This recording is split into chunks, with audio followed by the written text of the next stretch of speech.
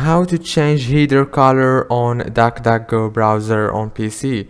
Hello guys, so all what you have to do is so simple and easy. Just go to DuckDuckGo browser. This is the home page. Now all what you have to do is so simple. Just go here, click on Themes, and now go here to Appearance. After you click on Appearance, now here on this page you will find many options. Click down here on header color, you will find it, and choose you can change it now from here, as you can see.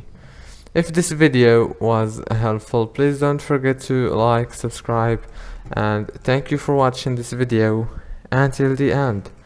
See you later.